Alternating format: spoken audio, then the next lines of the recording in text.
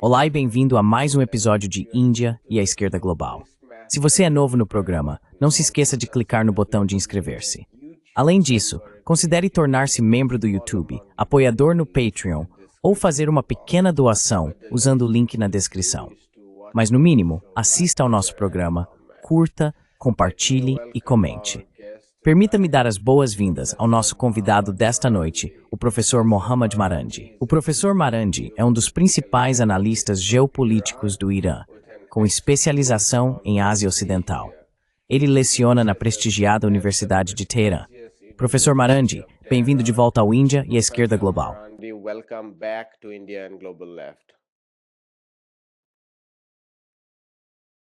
Não, muito obrigado por me convidar. É sempre um prazer. Eu queria começar ouvindo sua opinião sobre a decisão da Rússia e da China de não vetar o plano apoiado pelos Estados Unidos sobre a Palestina no Conselho de Segurança das Nações Unidas. Temos discutido isso e há pelo menos dois lados nessa questão. Um lado diz que os Estados Unidos têm ameaçado e chantageado, então qualquer tipo de veto seria usado como desculpa para acelerar ainda mais o genocídio. O outro lado, principalmente do ponto de vista palestino, afirma que, dada a história recente da China e da Rússia, especialmente o fato de a China não ter cortado seus laços comerciais com Israel, o que eles fizeram é imperdoável, especialmente considerando a exclusão total dos palestinos desse chamado processo de reconstrução de Gaza. Gostaria de saber o que você pensa sobre isso.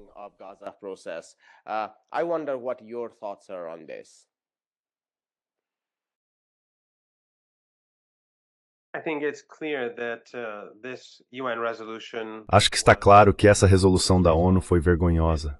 Ela vai contra os interesses não apenas do povo palestino, mas também dos povos de todo o sul global. Reforça a noção de império e os privilégios especiais detidos pelos Estados Unidos e seus aliados, e é completamente desprovida de decência humana. Acho que os russos e os chineses definitivamente deveriam ter vetado a resolução. A Argélia deveria tê-la rejeitado. Mas os principais culpados são aqueles países muçulmanos que concordaram com o crime de Trump, que participaram do encontro no Egito, em Sharm el-Sheikh, e que basicamente deram sinal verde para essa desastrosa resolução da ONU, que realmente não tem legitimidade moral.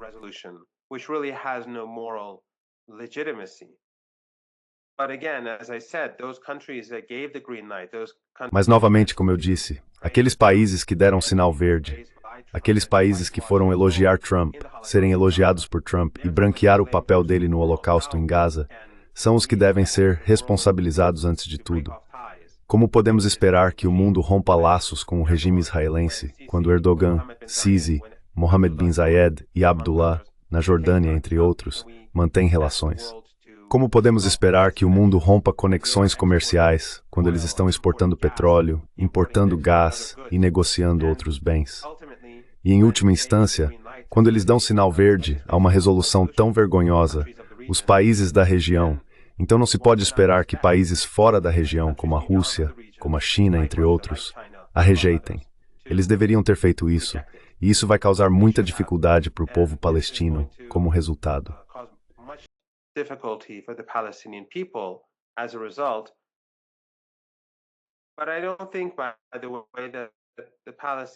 Mas eu não acho, aliás, que o povo palestino permitirá que a resolução seja implementada. Eles não permitirão que essa força internacional liderada por figuras como Trump e Blair domine suas vidas. Eles se recusam a permitir que o regime israelense os destrua, os esmague, os elimine, e se recusarão a permitir que tropas do Azerbaijão, da Turquia ou de qualquer outro lugar entrem e lhes imponham condições. Obviamente, essas tropas não vão ficar e proteger o povo palestino contra o regime israelense. No momento em que os tiros começarem, todos terão ido embora. E provavelmente haverá entre eles muitas pessoas que estarão realizando espionagem em nome do regime israelense. Afinal, por exemplo, a República do Azerbaijão é uma aliada muito próxima de Netanyahu. Por que ele não trairia o povo palestino?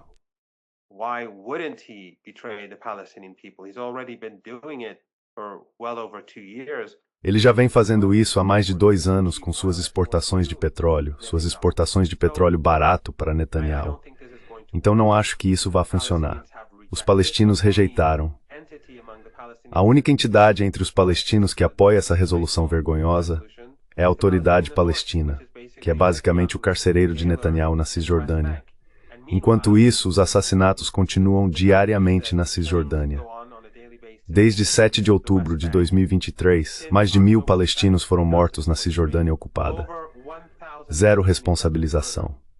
No Líbano, o regime está matando pessoas diariamente. Eles acabaram de bombardear Beirute e, antes disso, bombardearam um campo de refugiados palestinos, massacrando um grande número de pessoas.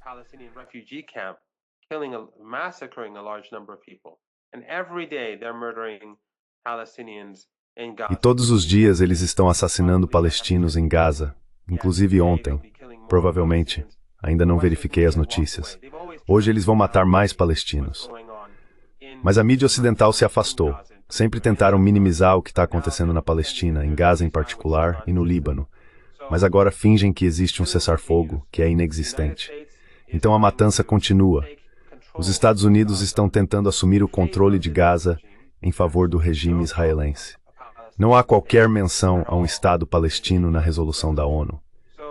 Portanto, não vejo motivo para acreditar que o Hamas e seus aliados, a Jihad Islâmica Palestina, vão permitir que essas tropas estrangeiras entrem em nome dos americanos para desarmar o povo palestino.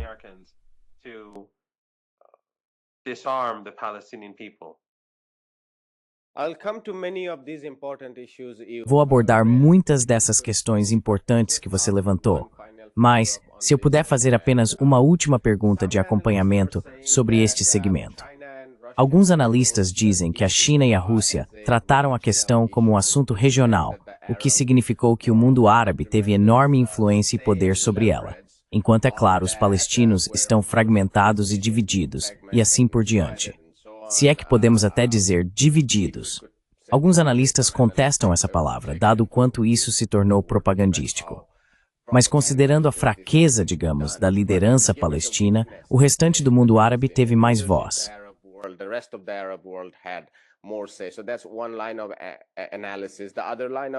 Então essa é uma linha de análise. A outra veio do professor Rashid Khalid, que recebemos, um dos principais historiadores da Palestina moderna. Ele disse que, em última instância, na política real, China e Rússia não têm grandes interesses na Palestina. A Rússia tem algumas bases, talvez uma, no Mediterrâneo. A China tem uma no leste da África. Mas o verdadeiro culpado, o verdadeiro império, é o império dos Estados Unidos. E embora possa ser uma questão moral, é muito difícil esperar algo dessa magnitude da China e da Rússia.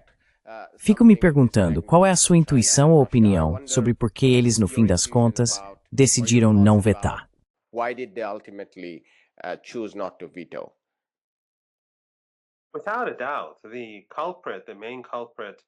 Sem dúvida, o principal culpado em tudo isso é o regime em Washington e seus aliados regionais. Acho que aqueles que querem focar na China e na Rússia estão desviando a atenção de seus próprios governos. As pessoas em nossa região, vivendo em qualquer um dos estados cujos líderes participaram de Sharm el-Sheikh, não podem desviar a atenção do fato de que foram seus governos que tentaram limpar a imagem de Trump no Egito, ou pelo menos tentaram, para obter algum benefício dos Estados Unidos traindo a causa palestina. Eles não têm base alguma. Portanto, embora eu acredite que aqueles que se concentram na Rússia e na China não tenham um argumento muito forte, a verdadeira questão está em outro lugar.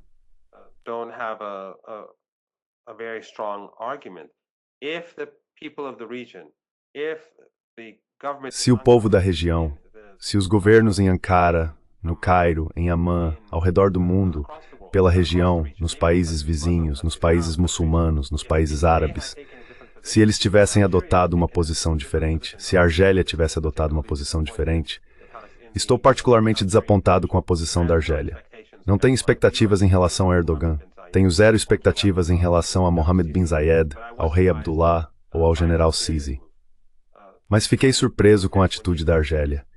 Quando esses países adotam essa postura, não deveriam esperar que países mais distantes do genocídio assumam uma posição mais dura contra o agressor.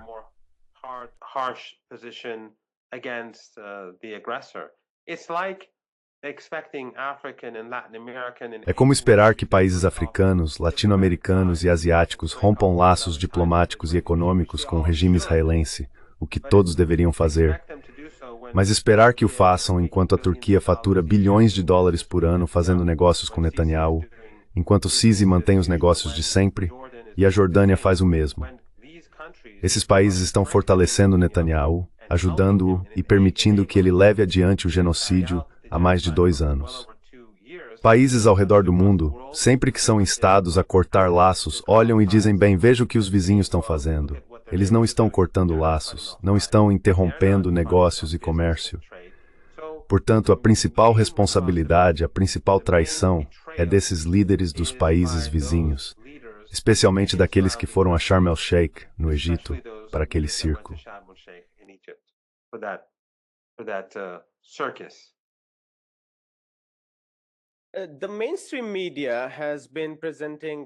A grande mídia tem apresentado todo esse processo, o Plano Trump, se preferir, como um momento muito significativo na história do movimento palestino, ao mesmo tempo em que obscurece completamente, ou até exclui, o fato de que os próprios palestinos estão totalmente deixados de fora disso, se é que isso pode ser chamado de processo. E isso me lembra Oslo. Quero dizer, de certa forma, houve divisões durante Oslo. Pelo menos a liderança da OLP é David Porskot Tarbasi, e nos percebeu o prendimento colonizador com esta thing. The colonizing enterprise that they were up against, the delegations that went from Palestine, of course, As delegações que vieram da Palestina, é claro, sabiam disso e se manifestaram contra. Mas a imprensa ocidental, como de costume, omitiu tudo isso e apresentou Oslo como uma suposta oportunidade, em que se os palestinos dissessem não, a culpa recairia sobre eles. Nesse caso, os palestinos são completamente excluídos, e a mídia não noticiou isso de forma alguma. Em vez disso, estão promovendo tudo como um grande plano. Você poderia falar sobre as omissões da grande mídia e sobre como ela tem ignorado o fato de que os palestinos foram totalmente deixados de fora desse processo?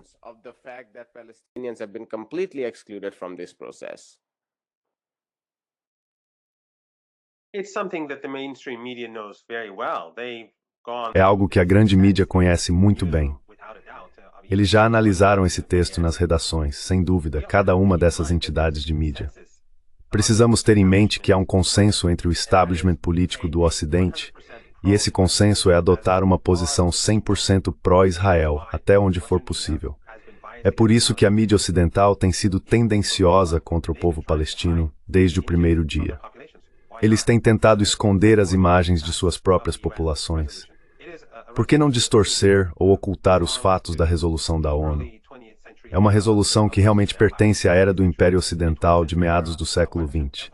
Eles estão tentando legitimar algo que já não é aceitável em nenhum nível no mundo de hoje, especialmente nessa região, Gaza, administrada pelo próprio Império. Então, quando vemos que há massacres diários acontecendo em Gaza, e a mídia ocidental já se seguiu em frente chamando esses massacres revoltantes de teste do cessar-fogo, é chocante.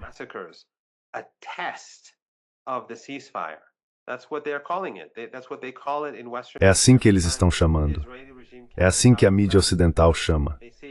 Toda vez que o regime israelense comete um massacre, dizem que é mais um teste para o cessar-fogo.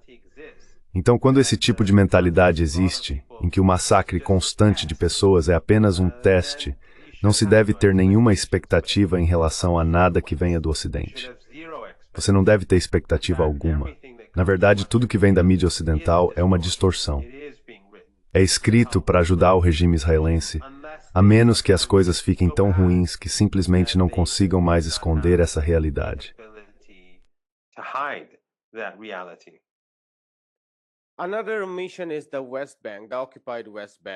Outra questão é a Cisjordânia.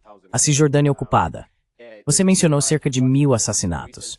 Um relatório recente da Human Rights Watch afirmou que nos 3 campos de refugiados de Jenin, Tulkarem e Nur Shams, 32.000 pessoas foram deslocadas em um ano, o que representa o maior deslocamento desde 1967.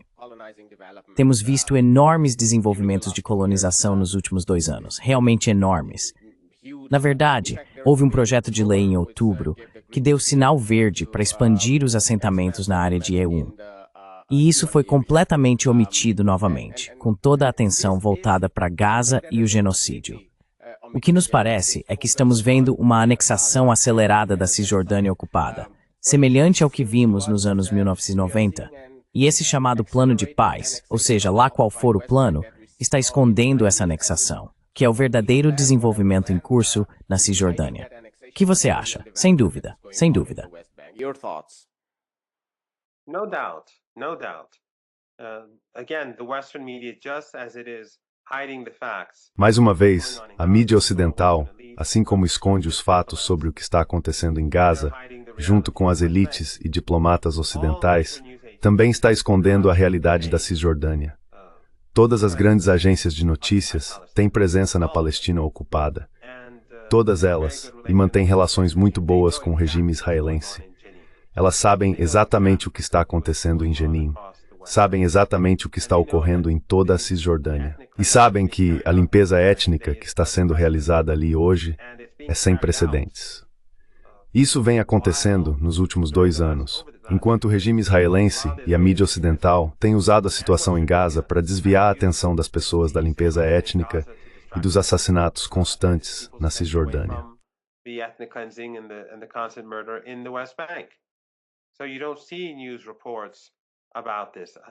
Então você não vê reportagens sobre isso. Mais de 1.000 pessoas, como discutimos anteriormente, foram assassinadas em 2 anos. E dezenas de milhares foram expulsas de suas casas destruídas, bairros destruídos, estradas militares agora passam por esses bairros. Vemos que os colonos, os colonizadores que são trazidos estão armados, eles matam palestinos. Nos últimos anos, acho que pelo menos algumas dezenas de palestinos foram assassinados por esses colonos. Nenhum deles foi punido no chamado Tribunal de Justiça. Eles estão tomando novas terras, eles destroem produtos agrícolas palestinos, eles destroem seus veículos todos os dias, literalmente. Eles atacam suas casas e as incendeiam.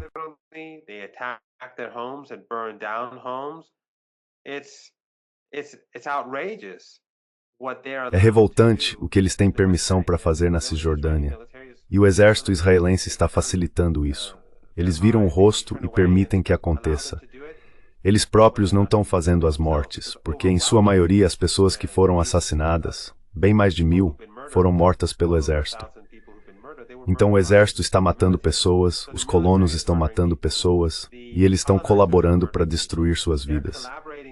Oficialmente, eles também estão demolindo bairros e casas, destruindo a vida do povo palestino.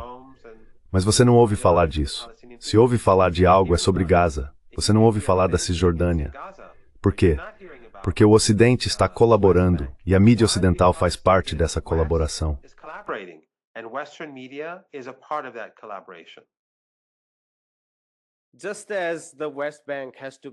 Assim como a Cisjordânia precisa ser vista no contexto do que vem acontecendo em Gaza, acho que também é essencial, embora não exatamente da mesma forma, incluir o Líbano nessa análise, porque temos visto desenvolvimentos muito semelhantes por lá. Desde o cessar-fogo em novembro passado, têm ocorrido violações quase diárias. Antes do próprio cessar-fogo, mais de 4.000 pessoas, em sua maioria civis, foram mortas, mutiladas ou queimadas pelas forças de ocupação israelenses.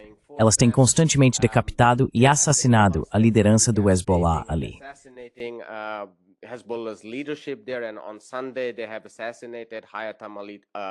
E no domingo, eles assassinaram Hayat Amalit Tabatabai, o chefe do braço militar do Hezbollah. E agora, há relatos falando sobre outra possível guerra israelense no Líbano. Tom Barak, que acredito ter sido anteriormente embaixador dos Estados Unidos na Turquia, mas que agora é responsável pela Síria e por grande parte da região, visitou recentemente Israel e admitiu que não conseguiu fazer Netanyahu ceder em nada sobre as 5 colinas que eles ocupam no Líbano. Qual é a probabilidade de outra guerra israelense no Líbano?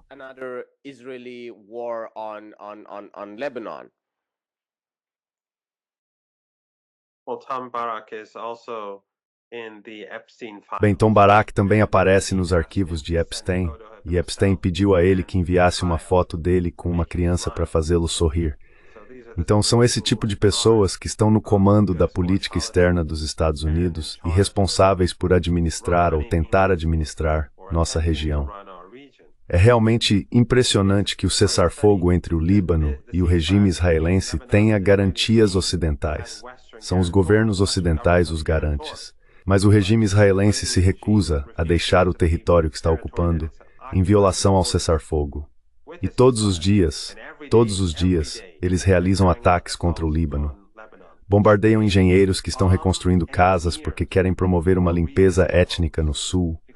Bombardeiam máquinas usadas para reconstruir casas e estradas no sul.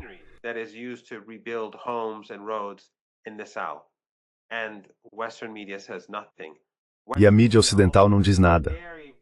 A mídia ocidental também tem uma presença muito forte em Beirute. Eu conheço muitos desses jornalistas, mas todos estão em silêncio, relativamente silenciosos, ou tão silenciosos quanto possível. Você não ouve muito sobre o que está acontecendo no Líbano porque não é para ouvir, assim como não é para ouvir sobre o que está acontecendo na Cisjordânia ou na faixa de Gaza. Eles minimizam o máximo que podem. Todos os dias estão bombardeando as casas das pessoas. Todos os dias estão bombardeando o Líbano. Todos os dias usam drones para aterrorizar pessoas comuns.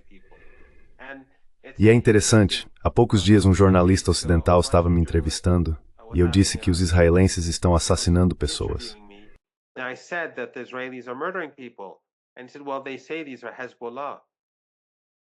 E ele disse, bem, dizem que esses são do Hezbollah. E eu respondi, isto é um cessar-fogo. Em um cessar-fogo não se deve atirar em ninguém. Tive que repetir isso várias vezes, talvez 5, para fazer aquela pessoa entender que um cessar-fogo é um cessar-fogo. Não há exceções. Mas o regime israelense, bem, eles vêm dizendo isso há mais de 2 anos, que estão mirando o Hamas, que estão mirando o Hezbollah, e quase sempre estão mentindo. É extraordinário que, mesmo durante um cessar-fogo, jornalistas ocidentais ainda tentem justificar as atividades criminosas do regime israelense. Este é o mundo distópico que o Ocidente criou para os povos da Ásia Ocidental e do Norte da África.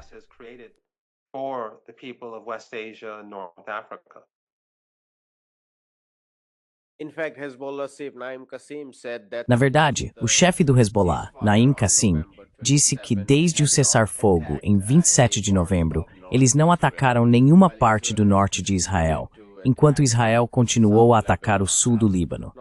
Não tenho certeza se o jornalista que o entrevistou realmente lê alguma coisa ou se apenas repete um roteiro que lhe é entregue. Talvez você esteja em melhor posição para comentar sobre isso, dada a sua experiência com analistas da mídia tradicional.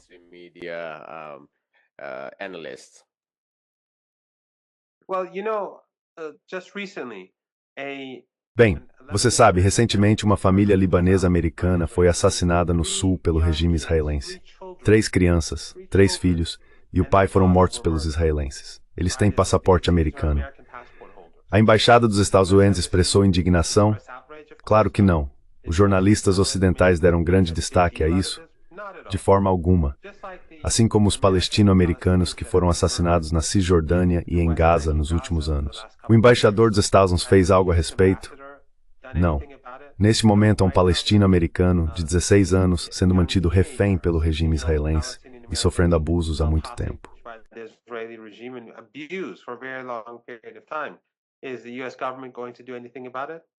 O governo dos Estados Unidos vai fazer algo a respeito? Definitivamente não.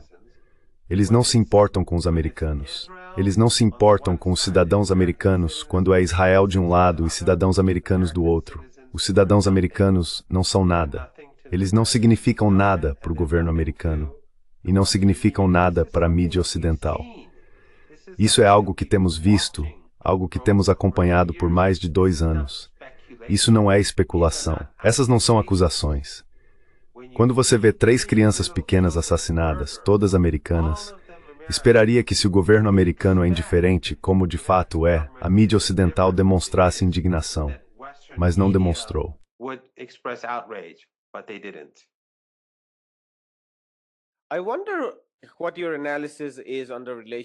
Fico me perguntando qual é a sua análise sobre a relação entre o governo libanês em Beirute e o Hezbollah.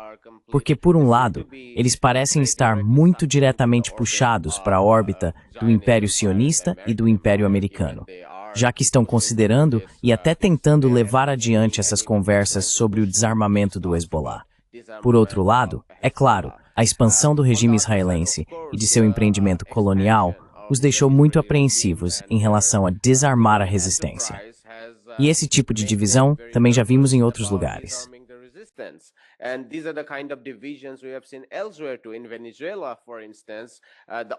Na Venezuela, por exemplo, a oposição, por um lado, gostaria que Maduro saísse. Por outro lado, a ameaça militar direta que os Estados Unidos estão impondo está levando a uma forte divisão dentro da oposição. E a maioria daqueles que estão na Venezuela está resistindo à intervenção militar norte-americana.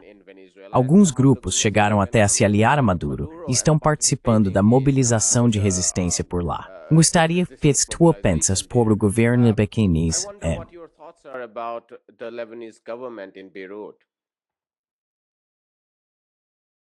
Bem, depois da guerra, os Estados Unidos e seus aliados regionais impuseram e instalaram o primeiro-ministro e o presidente contra a vontade do povo libanês.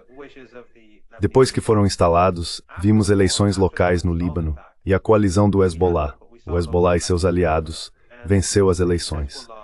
De acordo com pesquisas ocidentais, uma forte maioria do povo libanês acredita que o Hezbollah deve ter armas, porque o Estado não consegue proteger o Líbano.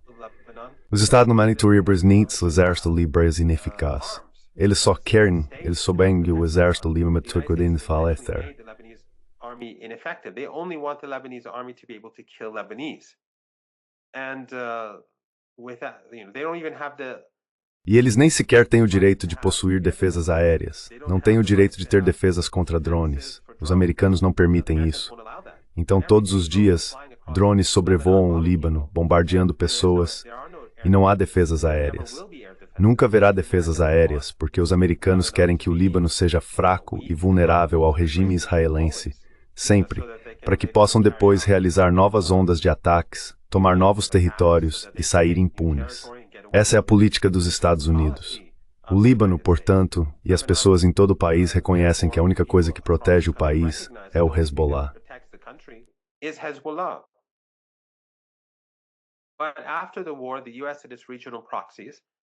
Mas depois da guerra, os Estados Unidos e seus aliados regionais, que sempre estiveram de mãos dadas com o regime israelense, como vimos na Síria e em outros lugares, seja a Turquia, a Jordânia, o Egito ou os Emirados, mas neste caso específico, a Arábia Saudita, eles, junto com os americanos, pressionaram muito para desarmar o Hezbollah e fortalecer a posição desses dois aliados, o primeiro-ministro e o atual presidente.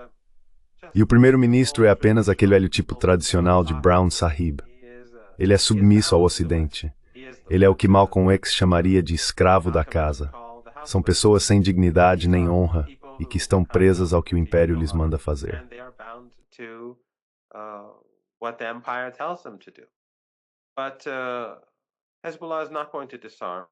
Mas o Hezbollah não vai se desarmar. Eles continuarão se preparando para a guerra e, no fim das contas, haverá retaliação contra o regime israelense. Em que momento isso vai começar? Vai começar em breve? Vai começar mais tarde? Eu não sei. Não tenho acesso ao processo de tomada de decisão. Mas é extraordinário como os Estados Unidos e o Ocidente são totalmente antidemocráticos. Eles apoiam ditaduras em toda a nossa região, que mantêm boas relações com o regime israelense, apesar da vontade de seus próprios povos. O único país na região que é ao menos parcialmente democrático, o Líbano, entre os aliados dos Estados Unidos, Líbano e Turquia, eles manipulam o Líbano. Só um segundo, vou ter que interromper isso. Just one second. You'll have to cut this.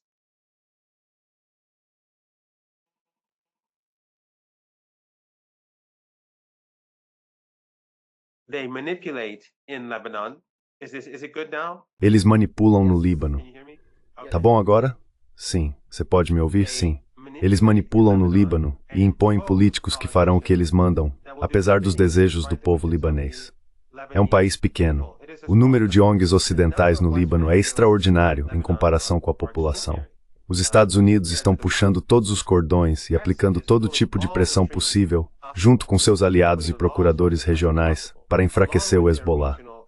E claro, agora que eles têm outro procurador em Damasco, onde vimos recentemente Jolani tendo um romance com Petraeus nos Estados Unidos, ou Petraeus ligou para ele, Disse que é um de seus maiores fãs e que está preocupado com o sono dele à noite. Said that he's one of his biggest fans and he's worried about his sleeping at night. And we saw his basketball match with the head of CENTCOM. E vimos a partida de basquete dele com o chefe do CENTCOM. Quero dizer, qualquer um que tem os olhos abertos sabe a verdade sobre a Síria agora. Como eles estão massacrando seu próprio povo, mas não ousam tocar nos israelenses, que estão ocupando cada vez mais o país. Aqueles que estiveram por trás dessa guerra suja por tantos anos, alimentada pela propaganda do Catar, da Turquia e desses meios de comunicação wahhabitas e salafistas, vindos de ditaduras ricas em petróleo e gás, ou financiados por elas, aqueles que estão em sua folha de pagamento, todos sabem o que fizeram com a Síria. Todos sabem que estavam executando uma agenda da CIA, estavam de conluio com a CIA. Quer admitam ou não, isso ficou claro como o dia.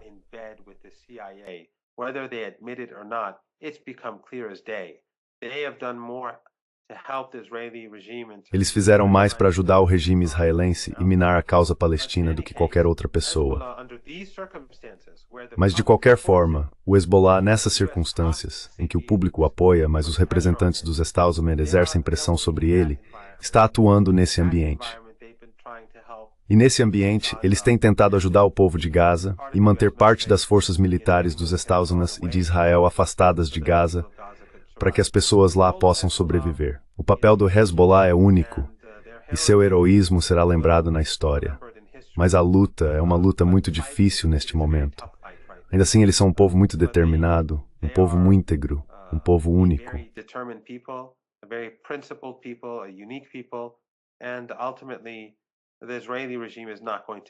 E em última análise, o regime israelense não conseguirá se livrar da resistência no norte. Na verdade, o que vai acontecer é que o regime israelense, que hoje é tão profundamente desprezado em todo o mundo, encontrará cada vez mais dificuldade em continuar existindo. Mesmo nos Estados Unidos, as pessoas se voltaram contra o regime. Vemos como ele é desprezado pela esquerda, é desprezado pelos liberais e agora é cada vez mais desprezado pela direita. E mesmo agora, com esses chamados cessar-fogos, o fato de estarem matando pessoas diariamente está prejudicando-os, porque nos lembram todos os dias que esse regime não pode coexistir com outros sob nenhuma circunstância. Ele simplesmente é incapaz disso.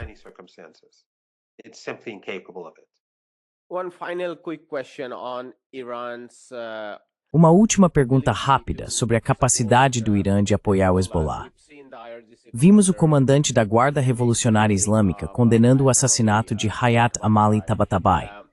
Mas analistas convencionais, e não estou necessariamente falando de analistas sionistas, mas de analistas razoáveis que geralmente têm visões equilibradas sobre a Palestina, dizem que a queda do governo Assad na Síria e a chegada do ex-líder da Al-Qaeda ao país enfraqueceram significativamente a capacidade do Irã de apoiar o Hezbollah.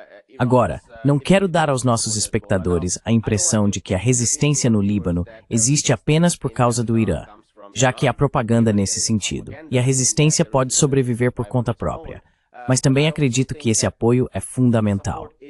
Então, se você puder nos contar um pouco sobre até que ponto essa queda séria enfraqueceu o eixo da resistência, ou se há um outro lado nessa questão, isso seria útil. That would be helpful. Well, one of the things that has happened is that everyone has been exposed. Bem, uma das coisas que aconteceram é que todos foram expostos. Aqueles que fingiam ser apoiadores da causa palestina, mas que nada fizeram pela Palestina, e tudo fizeram para minar a Síria em favor do Mossad e da CIA, foram expostos.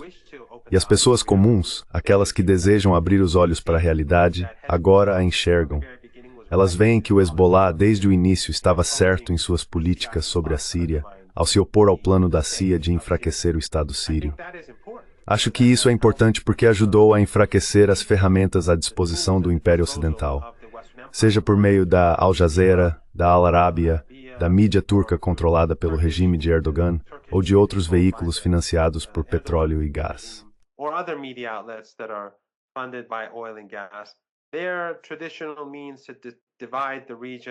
Os meios tradicionais deles de dividir a região são baseados em seita, raça e religião a mando do Ocidente. Eles estão tendo muito menos sucesso agora do que antes. A mídia ocidental também já não tem o mesmo tipo de influência que tinha, porque as pessoas viram a realidade. É uma realidade sombria e dolorosa ver o que está acontecendo na Síria hoje. É um país destruído, fragmentado. Ninguém realmente o governa. Jolani controla a capital, mas não o país. Tempos realmente sombrios. Verados os dias novos, mas sim.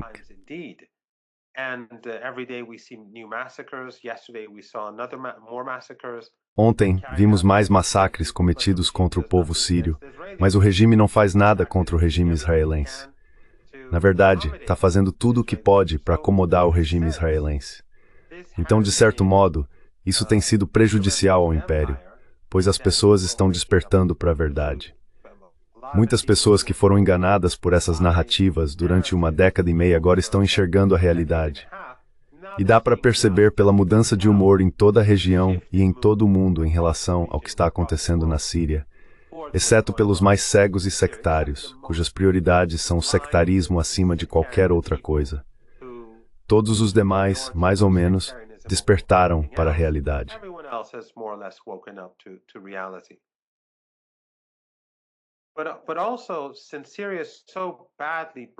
Mas também, como a Síria está tão destruída, e eu não tenho informações privilegiadas, pelo que entendo está tão desestruturada, que hoje é mais fácil mover mercadorias, máquinas, armas ou qualquer outra coisa de um lado ao outro do país do que era sob o governo Assad. Porque agora não há ninguém no comando. Há gangsters e gangues controlando cidades e vilas. O crime organizado basicamente administra governos em diferentes regiões. Então, com muito pouco dinheiro, é literalmente possível fazer qualquer coisa passar pela Síria. Aparentemente, agora é mais barato e fácil transportar mercadorias pela Síria do que era sob o governo Assad, apesar de todas as dificuldades. Nas áreas controladas pelo governo, costumava haver um alto grau de ordem.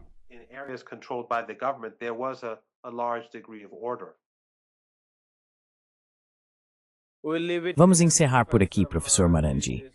Esta foi, como sempre, uma conversa muito esclarecedora. Muito obrigado. Thank you so much. Muito obrigado, uma honra. Hi, my name is Ayushman. Oi, meu nome é Ayushman. Eu, junto com Mudyar Jyothishman, criamos esta plataforma. Nos últimos 2 anos, temos tentado produzir conteúdo para as forças de esquerda e progressistas. Até agora, entrevistamos economistas, historiadores, comentaristas políticos e ativistas. Se você gostou do nosso conteúdo e quer que construamos um arquivo para a esquerda, tenho 2 pedidos para você. Por favor, considere fazer uma doação para a causa. O link está na descrição abaixo. E, se não puder, não se sinta mal. Você sempre pode curtir e compartilhar nossos vídeos com seus camaradas. Por fim, não se esqueça de clicar no botão de inscrever-se. Finally, don't forget to hit the subscribe button.